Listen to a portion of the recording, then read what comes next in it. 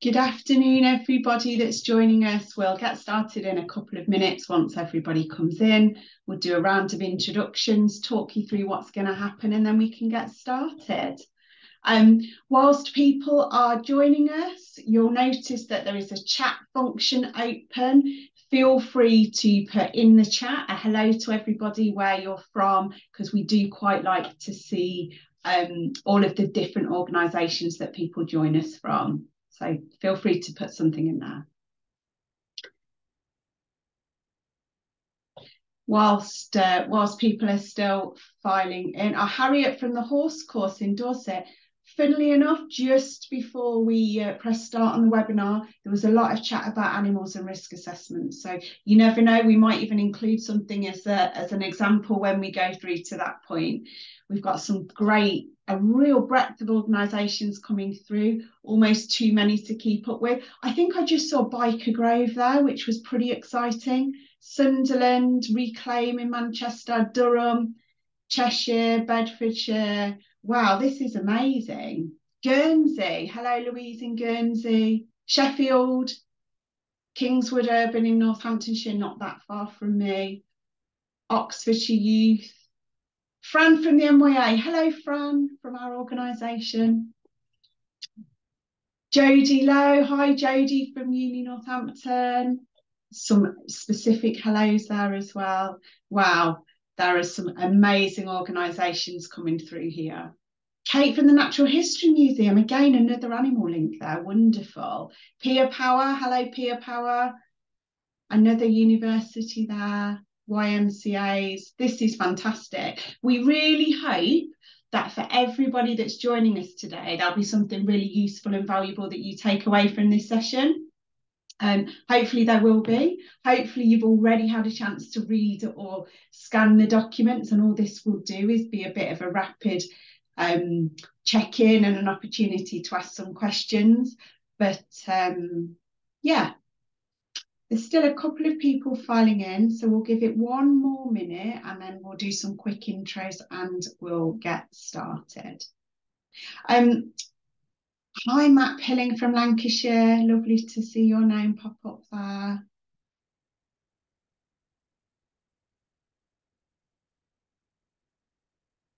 Oh, there was a nice well done for you there, Zina, and people saying that they're excited, and Matt's just waved back. Right, just so you know, everybody, we can't see anybody. We can only see the comments that you put in. So we will take the time to definitely to read through afterwards if there's anything specific and any specific hellos, but we'll just assume that you're waving and smiling at us, and you're going to embrace us warmly throughout this webinar. So, my name is Abby McClatchy. I've had the pleasure of meeting many of you, and those that I haven't, hello, and thank you so much for joining us today. What we're going to do is we are going to take you through a bit of a rapid introduction to the practice standards and the safeguarding standards. Before we get to that point, I just need to take you through a little bit of housekeeping and do some introductions, if that's okay. We're recording this session because we've had contact from quite a few people that are not able to attend the session today, and we want to make it as inclusive and accessible as we can for everybody. So it will be recorded, so if you need to come back to it or check or share it with any colleagues, you'll get the opportunity afterwards. We have kept the chat function open for people to say hello to each other or comment where they're from, which we really like to see. But we will also have the opportunity throughout this for people to ask some questions. But we're asking you to do that in the Q&A function that you'll see at the bottom of your screen. So if you want to ask questions specifically about the practice standards or the safeguarding standards, please pop them into the Q&A, and when it comes to the right time in this session, we'll take the questions from there.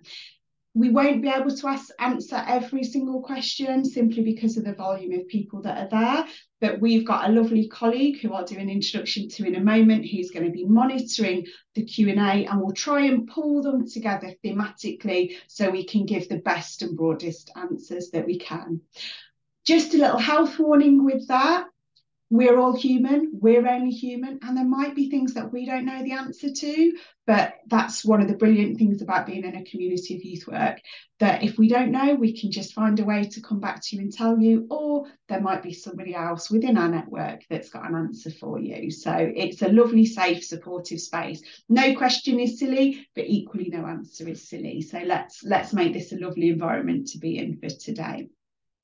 I'm going to do a quick round of introductions and then we'll get started. So as I said, my name's Abby. I'm Director of Youth Work at the NYA. I am a JNC endorsed professional youth worker, and I've been working with young people in different environments for like 25 years now. So hopefully, because of that, I've got a reasonable understanding about the kind of experiences that lots of you have, but I'm always welcome to learning about more and open to hearing about more. So that's myself. I'm going to go round the screen to tell you who the other people are, and they can say a quick hello and then we'll get started. So Zaina, do you want to introduce yourself? Yeah. Hi, everyone. I'm Zaina. I'm the National Safeguarding and Risk Lead at the National Youth Agency. So my background is I'm a registered and a qualified social worker, and I've worked in local authorities, so Saturday settings, for over 10 years. And I've been in NYA for the last 2 years. And I'm really excited today to talk to you about safeguarding standards. Zaina's amazing, by the way, everybody. It feels like she's been with us for 20 years, not 2. I've got to be honest. We're very grateful to have her with us. Alex, did you want to show yourself and just a quick hello? Hello, I'm Alex from the NYA. I'm just supporting with the technicals today. I love how Alex frames that as just supporting us with the technicals, because if he wasn't here, we wouldn't be here. So Alex is our guru in the background and makes all this happen. We're really grateful to have him with us. Aaliyah, over to you. Hi, my name's Aaliyah Pike, and I'm the Education Training and Standards Officer at the National Youth Agency. And I'll be looking through the questions and help to create some of those when we have our Q&A session later. Thanks, Aaliyah. And then over to you, Sally. Thanks so much, Abby. Hello, everybody. Thank you so much for joining us today. My name's Sally Carr, and I have the honour of being a trustee at the National Youth Agency. And it's been an absolute privilege working with Zaina and the advisory group to pull the safeguarding standards together. So thank you so much. I'm also Youth and Community Work qualified JNC, and have been practicing for about 35 years. So I'll pass you back to Abby. Thanks, Sally. I reckon that probably means that we've got like not far short of over 100 years experience between us. So that's quite impressive. I'm quite chuffed about that. So okay, so that's us. Hopefully everybody caught the process. Questions in the Q&A, general hellos to each other in the chat, but we're not going to monitor the chat during this presentation specifically. So without further ado, let's get started. Zaina is just setting the slides up for us, and then we can get going. Okay, brilliant. So I'm going to talk you through a bit of a rapid overview for the youth work practice standards to begin with, why we've done them, where they've come from, how they work, what the intention is with them, and where things will go. We'll do some questions and then we'll move to the safeguarding. So we're ready to go. Okay. So one of the things that people have asked us is, why have we decided to do the practice standards, and why now? And there's a really simple answer to that, to be honest with you. The youth sector is incredibly diverse. We operate in so many different environments and places and spaces, and we have such a rich workforce of experience, and people who, like Sally and I, that might have been around for a really long time, people that are new to youth work, people that are volunteers and do it alongside other different types of work. And so generally speaking, what that means is we have a richness to the sector, but also we have a real difference in knowledge, experience and practice. Those of us that have been around for quite a long time will remember that pre-austerity, we used to operate in England, particularly with a fully funded statutory youth service that was provided primarily through local authorities who employed youth or youth and community workers directly, and they were supported by the voluntary community and faith sector, which includes sort of uniformed youth groups and enrichment opportunities. However, what people know and what we've all seen is over a period of time, the funding mechanisms for youth work really changed as a result of austerity. And so whereas we used to say we were probably 75% statutory youth service and 25% voluntary sector, current estimates would suggest that those numbers have flipped now, and that 75% of youth work in our country is delivered through voluntary community and faith-led organisations, which is brilliant. But what it does mean is that there isn't equal access for people to training, guidance, support, standards, and a standard understanding of some of the things that make good youth work great. So we worked with colleagues and young people across a breadth of youth work to go, okay, so what are the things that people really need the opportunity to know, and what are the things that we think should be the baseline for great youth work here in England? And that's where the practice standards came from. It's very much about, we're proud of youth work and we're proud of the work that we do collectively. And this is a way to bring support to everybody that's involved in delivering youth work. Equally, it's a way for us to say we hold ourselves accountable and responsible for the work that we deliver for young people, because we believe that they deserve absolutely the best youth work that's possible. So we want people to use this document to help shape everything that they do and they offer, both as an individual youth worker, but also as an organisation or as a commissioning body or as a funder, so that we can collectively say we are all operating within the best possible standards of youth work for young people. So hopefully the document's self-explanatory. I was really chuffed with the work that the design team did on this document. I think it's pretty cool. But what it seeks to do is take you through what the basic minimum requirements are that should be in place when we're doing youth work with young people. We set everything out in a table that sets out what we believe is good practice. So these are the things that should be in place for everybody, whether you're a volunteer or a massive multi-million-pound statutory youth service. But we've also think it's important to signpost people to what we believe is great practice. And this is about being aspirational. And this is back to that point about, excuse me, just need to let my dog out. This is about that point where we believe that because young people are so important and so valuable, we should all really want to be working towards going over and above and doing everything that we can for young people. So throughout the document, you'll see tables across each of the standards that sets out good practice, the minimum requirement, and great practice. And hopefully the document will help everybody to recognise what they're already doing that's good and where they might have some gaps that they can be supported to fill. And also where they're doing things that are really great and really brilliant. And later on, I'll talk about an opportunity that we have coming up where you can showcase some of the brilliant stuff that you're doing. Thanks, Zaina. Okay, so the youth work practice standards then are set out into 5 key areas.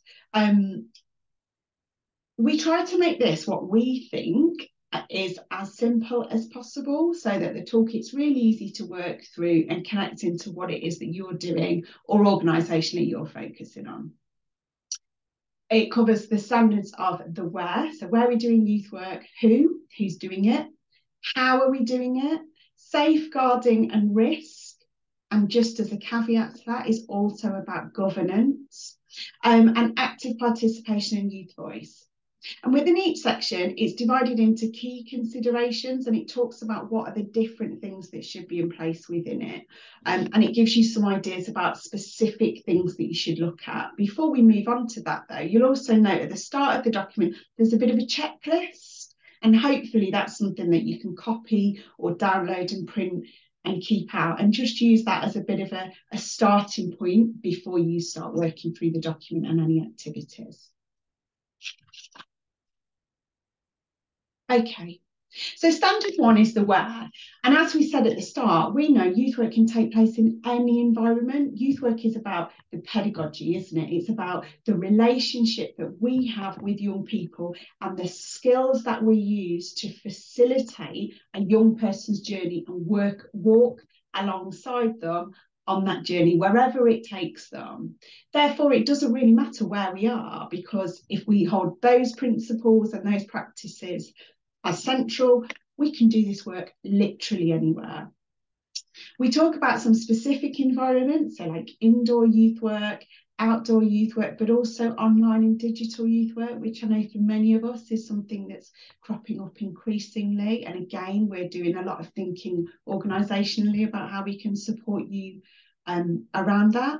There's also other organisations that you can look to help with some guidance around some of these things. So for those of you who do detached youth work, for example, there's the Federation for Detached Youth Work, who are a brilliant national organisation who offer training and support and guidance for that specific discipline in youth work. And you'll notice at the back of the document there is links to some of these other organisations that can help you. The key point to note for this, oh, sorry, Zaina. So that's my fault, I paused too long. The key point to note is that what you need to do is make sure that it's the right place for young people, and that you have worked through all of the guidance to make sure that what the work that you are doing is safe, accessible and inclusive, regardless of where it is. And the table should take you through that. So I know you've got a new label of Zoom Ninja, by the way, at the bottom, which I think is a really brilliant one. Okay, so who's doing youth work? So what we really want to both demonstrate, but also make sure, is that high quality youth work is reliant on trained and skilled youth workers, youth support workers and volunteers who deliver it. And so this whole section of the standards is linked very strongly to the workforce strategy. We know that not everybody that does youth work wants to go to university and do one of the level 6 or 7 programmes that ALEA validates and supports institutions to deliver, because for some people youth work is a passion that they want to do voluntarily alongside what their other commitments are. That doesn't mean that it's not good standard, and it doesn't mean that it's not a good quality offer for young people. But what we do believe is that there are certain things that, no matter what role you're in, no matter whether you're paid and unpaid, a level 2 youth worker to a level 7 youth worker, there are some things that we think everybody should have access to training for, and some things that we think everybody should know to provide safe, solid youth work for young people. And so that's what this section covers. It covers some of those things. It sets out what are the types of things that people need to know. And it talks about things like staff conduct, staff recruitment, supervision, and signposts to some of the other materials and places that you might need to go to think about that. So hopefully that's quite a self-explanatory section. The how. This is the bit that we're getting loads of feedback on, which I'm really, really happy about. So the how talks about what are the frameworks that we need to do good youth work. And it takes you through a process from needs assessment to planning to reviewing to reflecting on what's happening, and then developing and continuing to develop your offer. This includes whether it's one session with young people or a whole programme linked to the youth work curriculum that you've worked with young people to co-design. When I first started doing youth work, there used to be loads and loads of resources available to help you do this kind of thing. You could get it from most places, particularly local infrastructure bodies. Over time, a lot of that seems to have been eroded. So what we tried to do with this was pull together lots of the knowledge, resources and templates that you might need to help you do solid youth work, and you'll find that all included in Youth Club in a Box. If when you're doing this and you're working through the document you find that there's things that are missing, maybe you've got examples of things that are amazing, or alternatively you see a glaring something that's not there that you think should be, give us a shout, drop us a message, and let's find a way to amend it. These are live working documents, And we are really, really happy to receive any feedback that we get to help us make these as usable and accessible for you as they possibly can be. Safeguarding and risk management. I'm not going to talk about this too much because hopefully everybody is here, probably more people are here, for the next part of the session that comes after mine, which is about the safeguarding standards in the youth sector. But in essence, the section on safeguarding in the practice standards sets out a really, really clear message that we must not compromise on the safety and well-being of young people or our colleagues. We've got a legal and moral duty to safeguard all young people that we work with, and we believe that if you're applying the safeguarding standards that Zaina and Sally will talk about shortly, then we should have a really solid foundation of safe practice. Just on that point, there's lots of places that you can go to get additional help, support and guidance if it is something that you're worried about. And I know that Zaina and Sally will talk about some of those things later. But also, again, a quick a flag to check the Safeguarding Hub for resources, and also to check the back of both of these documents that have got links to organisations or tools that you might find really helpful. Participation, youth voice. I'm preaching to the converted with this one, I know, but what those of us that work with young people know is that great youth work is always led by young people. There's a fundamental difference between asking young people about something that you think and asking young people what they think and want. And actually what we really want people to move towards or to share to underpin their youth work is to ensure that everything that they do is, where possible, completely led by young people. How do we make sure that young people are leading the way, are informing everything that you're doing, and are shaping your offer? Because experience tells us that young people will have a better experience of your youth work if that's the starting point. Not only that, but your service will be better. Everything that you do will be better if we listen to and include young people in our decision making. There's lots of criticism of that, because some people say, well, we can't do that because we deliver youth work in this environment or that environment. But what I would say is there's such a breadth of models that you can use to help you. And there's so many organisations in this country who are doing fantastic work with young people that you can look to get some support and help with that, to help you think about how things, how you can do that better in your work. I think one of the examples that we talked about, perhaps even in these documents, is organisations like Young Manchester, for example, who've got a young person as co-CEO, so absolutely at the heart of all decision making for that organisation. If you speak to that organisation, they'll tell you it's not been an easy journey, but that it's one that's absolutely worthwhile. So this section of the document really starts to help you to think about some of those things, some of the legal frameworks for that and the models that can underpin it, and helps you to start framing your work more strongly with young people's voices at the heart of it. Okay, so as the professional statutory regulatory body for youth work, we believe that we have a responsibility to help and support you, youth workers, youth work organisations, and that we have a duty to young people and their families and their carers and to communities to uphold the quality of youth work.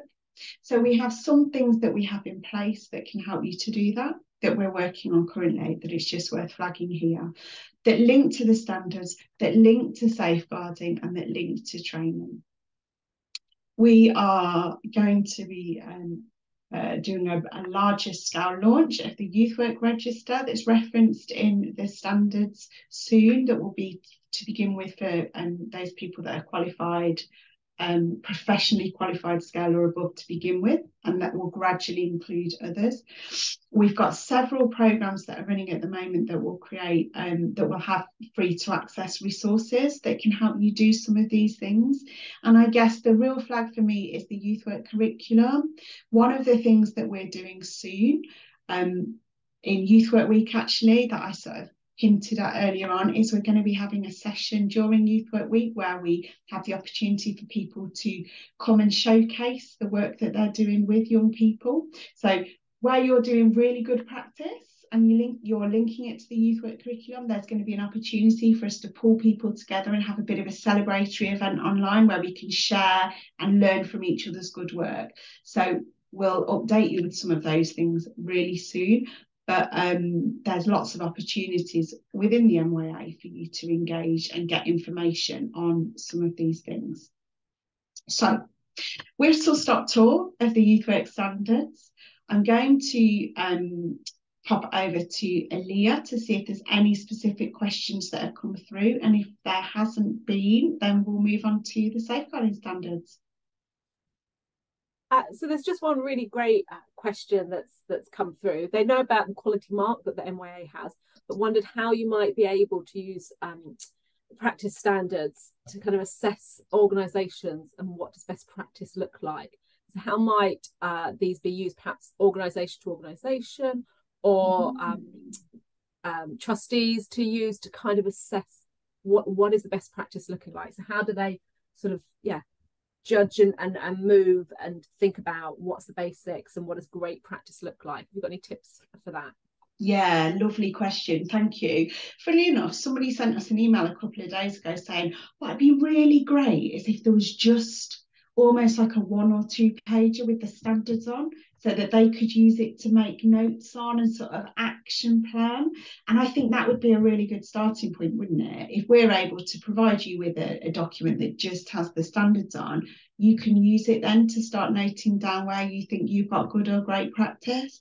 What I would say is things like Quality Mark do have a self-assessment framework that you can download and just use. We're happy to help.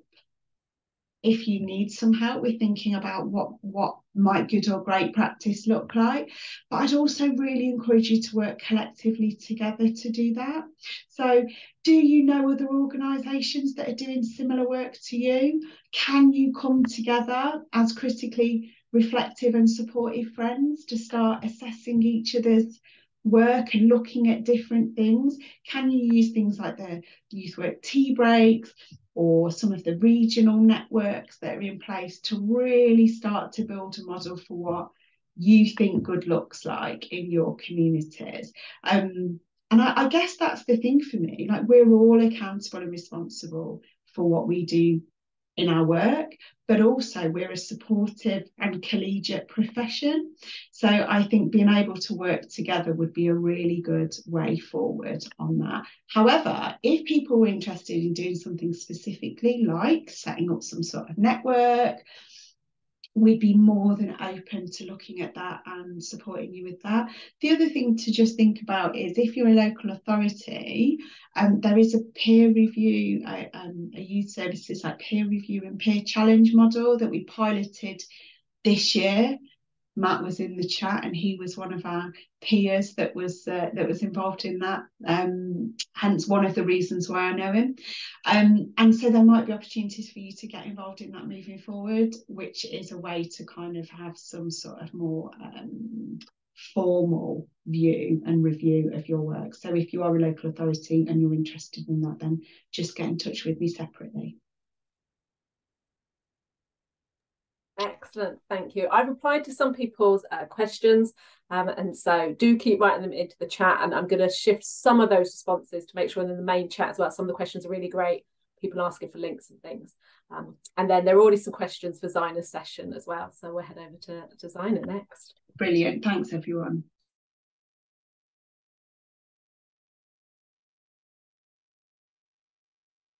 Hi everyone, and really excited to talk today about the National Youth Agency Safeguarding Standards for the youth sector. As I said before, my name is Zaina Prasad. I'm the National Safeguarding and the Risk Lead for the NYA, and I'm joined by Sally today, and she's the chair of the advisory group and the trustee at the National Youth Agency.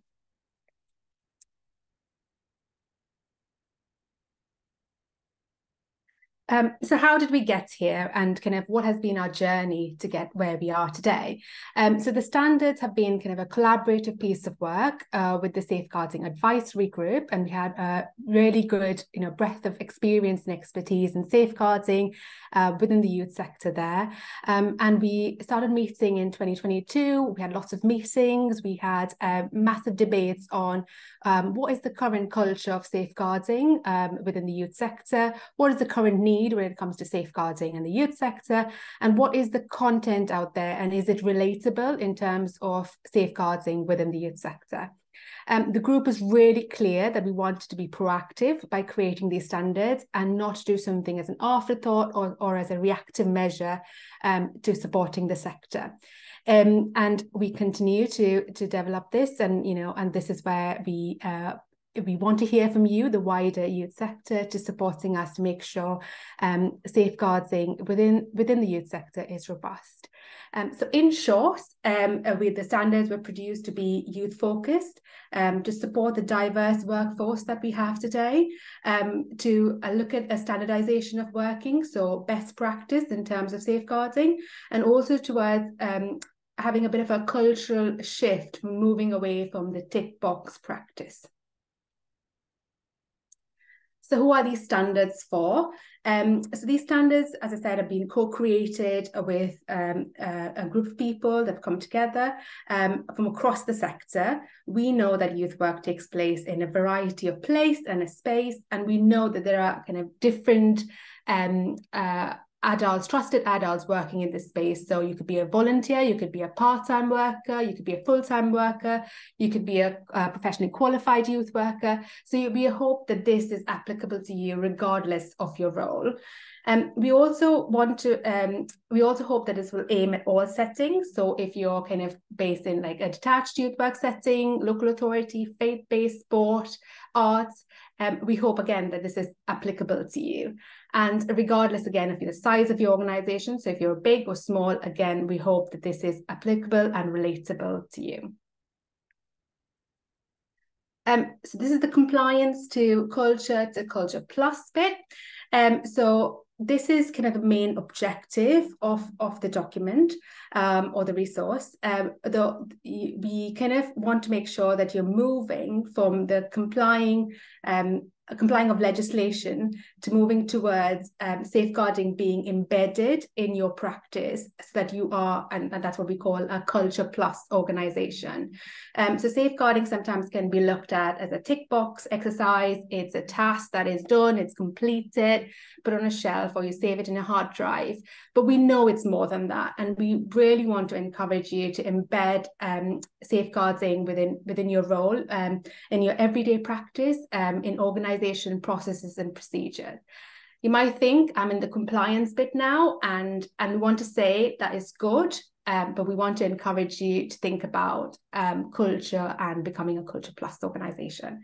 And throughout this resource, you'll find there are various ways in which you can achieve this. You can hopefully maintain it, and you can hopefully evolve it as well. Bring us to this slide here where we look at the safeguarding standards in a little bit more detail. So working with our brilliant advisory group, we work to create 5 standards, and we're in a test and learn period. We're very open to feedback. We warmly welcome the feedback that will help improve these standards even more, and I'll talk a little bit later about that, but I just want to go through the standards here in a little bit more detail. So you can see on the screen here, the 5 standards are illustrated, and I'll read them aloud just for accessibility. Ensure a clear safeguarding policy and interconnected organisational policies and procedures.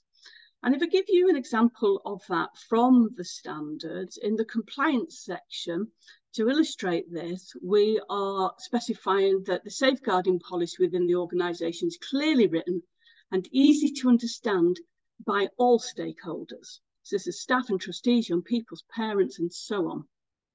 The next one is a proactive safeguarding systems, governance, and oversight.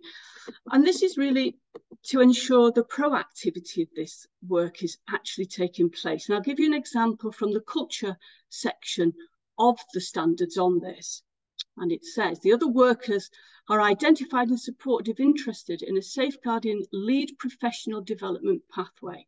So extending from any basic safeguarding training into more detailed, more advanced safeguarding training starts to bring to the fore this culture aspect. The third standard is about working together, and not a concept that is unusual to us across the broad youth sector. And here we're talking about both within organisation and then externally beyond the organisation. And an example of this from Culture Plus is an implementation of multi-agency reflective spaces, encouraging broader learning and opportunities. The fourth standard we've got is about training and reflection. Really important, this continuous workforce development aspect of the standards. I'll take from the compliance section an example here that all staff attend annual safeguarding training that is relevant to their role and responsibilities and the context of their delivery. And the fifth standard is about empower young people's voice being key in youth work, absolutely there, centrally placed.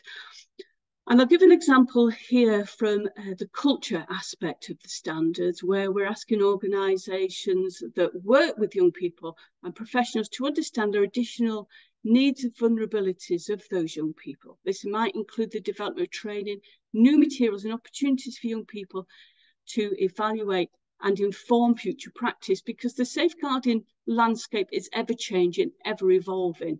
And so being open to being at the outset and hearing those voices of young people is important. And I'm going to just focus on this a little bit more as we look at standard number 5 about young people's voice.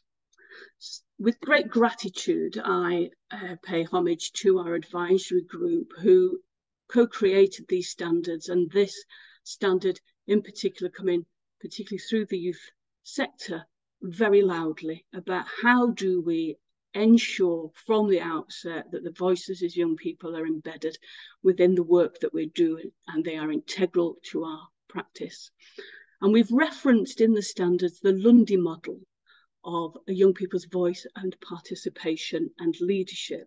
And we've referenced it because we think this as a model is fit for a contemporary youth work environment where it can be applied in many different settings. It gives the breadth and depth for interpretation within those settings. So very much advocating this model as here we've spelled it out as space and voice and audience and influence. And that's really how it sits in its entirety, originally created by Professor Laura Lundy, though we are aware that in some local authority areas, such as Greater Manchester, it has been taken a step further and an extra element of impact has been added into the model so that there is a continuous reflection aspect and understanding of the change that is being made. I'll take us on now to the next slide, and here, you know, they have been made possible, these standards, by a brilliant advisory group. Pay great thanks to them. They're listed here. I won't read them out. They're listed here and they're listed in the document itself. We are interested in feedback always now as we move forward in the implementation of these standards. And I've just got to give a massive thanks to Zaina, our National Safeguarding and Risk Lead at the National Youth Agency, who worked with us very patiently. My job was very easy, chairing a fantastic group of people. Dinah convened us brilliantly and pulled together all those fantastic suggestions so that we now have this set of 5 standards, a framework that takes us through compliance, through culture, and to Culture Plus. And we talk about this and we pay homage here to the great work of Carleen Furman at the University of Durham and the contextual safeguarding work that she and her team have been doing in the sector. And we hope that the Culture and Culture Plus aspects of the safeguarding standard actually give good homage and reflection to those. Essentially, what we're trying to do is move safeguarding. Compliance is good, but we don't want safeguarding ever to only be a reaction. We want proactivity, and that's why we want to embed a culture and a culture plus aspect into this work. Over the coming months, we are keen to get your feedback. We want to gather that feedback. We want to learn an awful lot more. And as we look to the future, we're considering what's next. And in what's next, we've already had some feedback. We've already had some considerations. I'll share some of these in brief with you. A focus on detached and street-based youth work settings to come into the guidance a little bit more, into the settings a little bit more, so that they're there into the standards. Also, the digital and online youth work aspects of the work that we're involved in, to amplify that more. And we're always interested in ensuring that the voices of those young people with protected characteristics, so we hear those voices coming through, but beyond that equality legislation, what's missing, what voices are not being heard, that we can then look at coming into the fore of these standards. We know for young people, identities are changing all the time, and we're very keen to learn from that. Anti-discriminatory practice is a bedrock of youth work, and we want to ensure that we're considering equity and equality, diversity, inclusion and belonging, and social justice within the safeguarding frameworks and these standards that are being produced. So your feedback is very warmly welcomed. And I'll hand you back now to Zaina.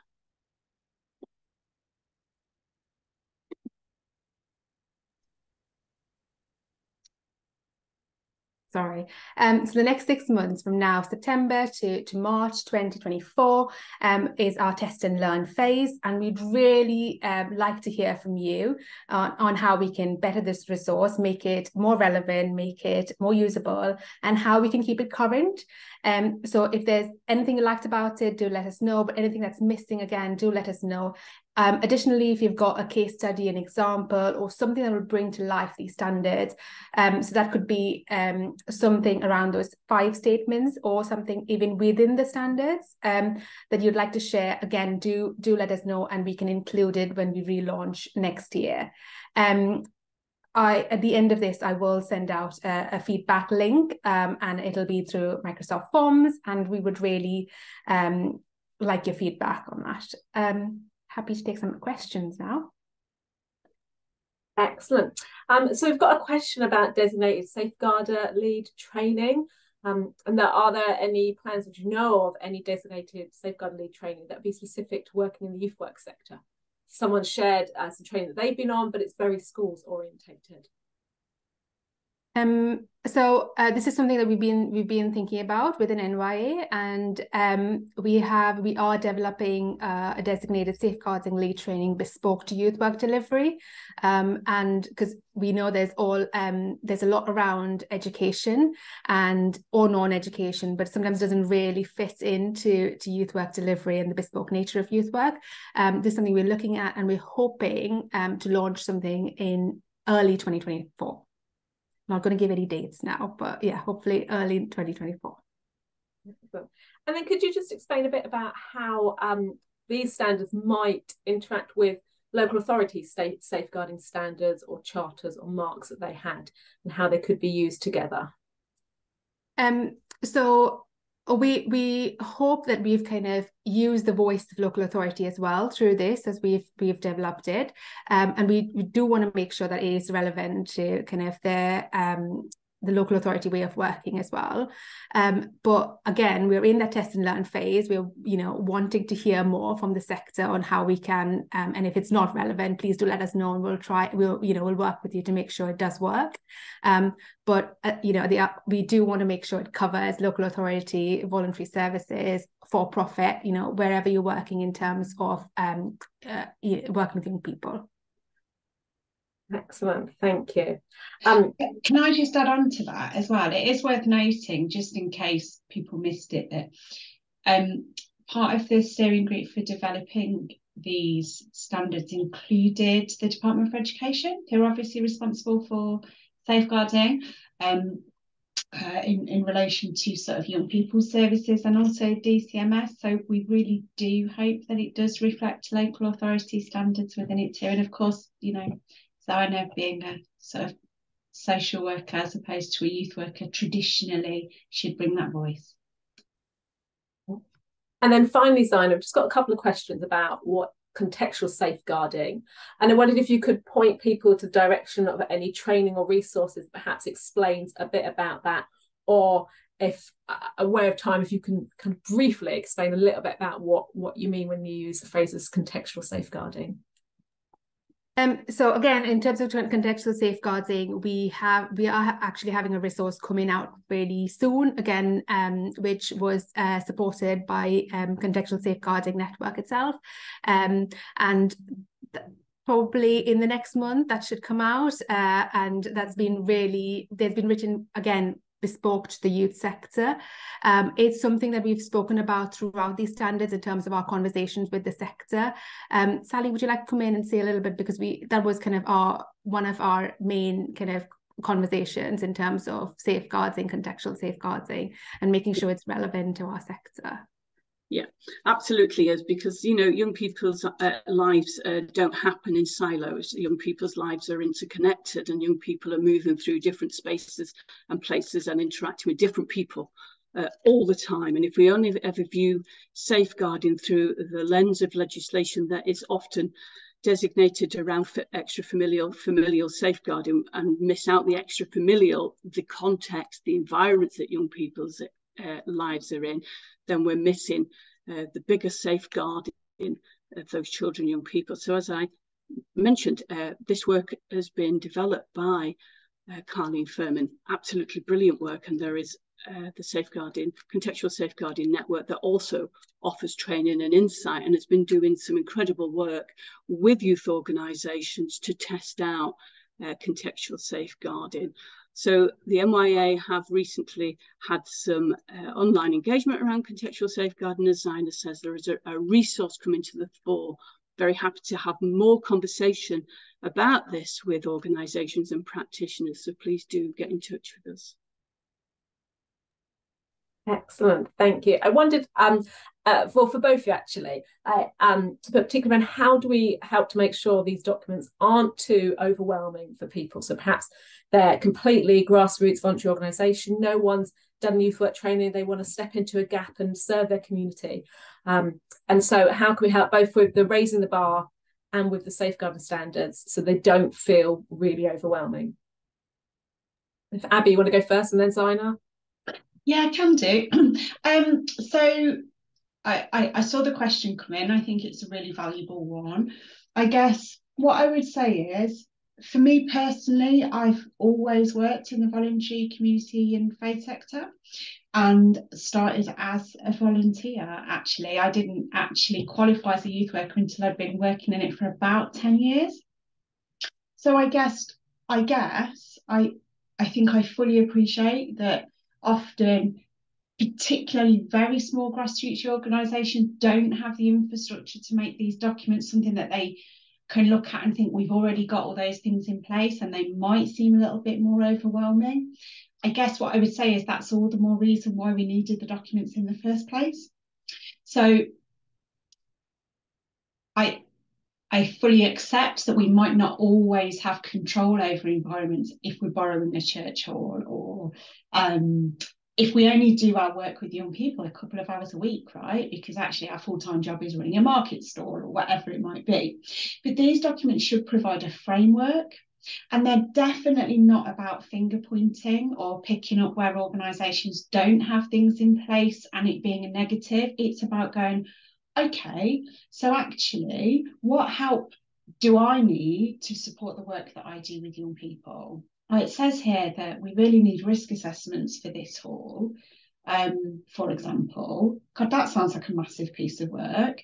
Who can I ask about that? Who's already got one? Has somebody got it? Is there somebody that can help me? Is there somebody in the local authority? If the local authority has, for example, a youth service, or through their safeguarding team, that can help me? Is there another organisation that's doing similar work to me that we can work collaboratively on? And if the document still feels a little bit overwhelming and massive, just reach out to us. Most of the people that work at NYA are youth workers, and we will have been in exactly the same situation at some point in our careers, or even now, like in the evenings, I still do voluntary engagement.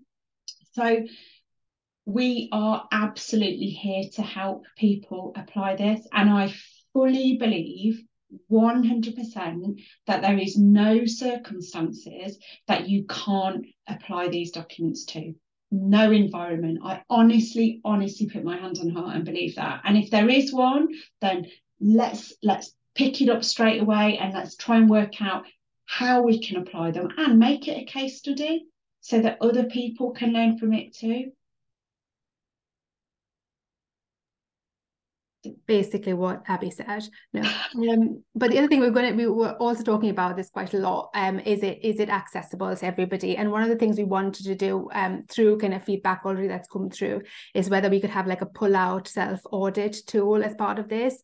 So that's something again we're going to be working through, behind the scenes. But again, if you had any other feedback, and which is part of my link, which I'll send later, is about, is it relatable to your setting? Is it accessible? Is it easy to read? Please do give us that feedback so we can better it. Excellent. We've got time for one more question. Yeah. So a really great question. Someone's asked if any of you got any examples of how you've involved young people in safeguarding, and then the difference perhaps that it's made. And so who would like to answer that one? I'm happy to go. We had a really good supper club, I think it was July, on young people. It's called, I think, it was called Young People in Safeguarding. I could be wrong in terms of the title, but we had really good examples of people from different kind of organisations that came in to share what young people had kind of been involved in. So it was about involving young people in the safeguarding policy, so supporting the development of it, to review it. We also had young people in terms of risk assessment, so developing and working with them to create risk assessments, and they took a lot of onus in terms of this as well. In terms of our own resource around this, we worked closely with the young assessors to make sure it was relevant to young people, and they gave us some really good ideas and really good feedback as well. So there are options in ways in which we can do, and there is a lot of good work.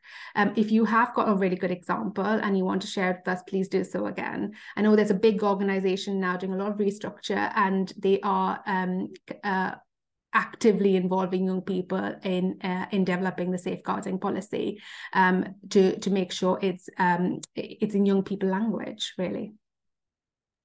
I can just add on to that as well. One of our co-hosts for the tea breaks and supper breaks, I noticed, is running a training on actively involving young people in safeguarding practices. I don't know what the content of that is, so I can't speak for that, but KIP Education, I noticed this morning, are running a training session on that in the next couple of weeks. So, get in touch with them also, see what they're saying. Excellent, thank you so much. Just having a quick look. Lots of really great comments in the chat, and people sharing some examples of best practice and ideas and things, and so thank you ever so much.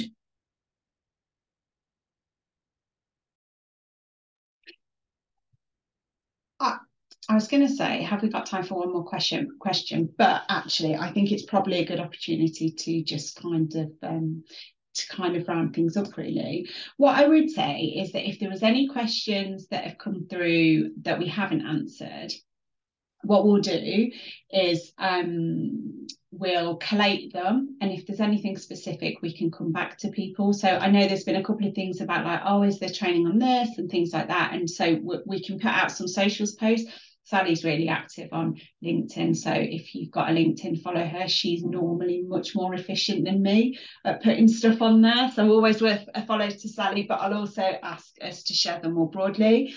The recording will be available after today, and as we've said throughout this, we're all just people that have all got the same purpose.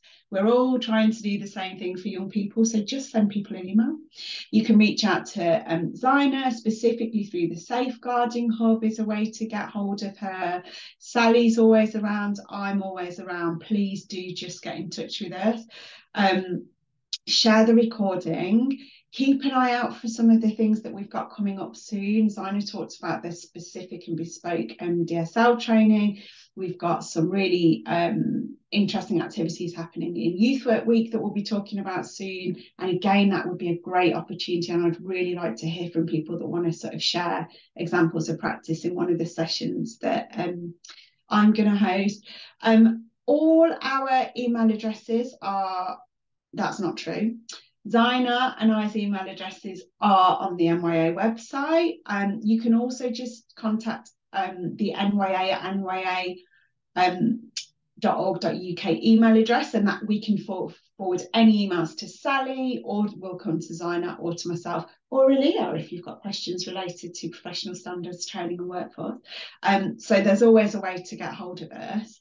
And we're just really, really grateful to everybody that helped us collate, curate and build these documents, but also to everybody who's applying them and will help shape future iterations of the document moving forward. It's always genuinely a massive privilege to do these kind of sessions where we see all the comments and people sharing and connecting in the chat and the real sense of community. So just a real thank you for giving up your time to be with us today. Hopefully we'll see you at events coming up shortly. If you're not already signed up to the NYA network, please do so on the website, and then you'll get updates about what's happening sooner rather than later. And other than that, we hope to catch up with you very soon at one of our future events. Thanks everyone for coming.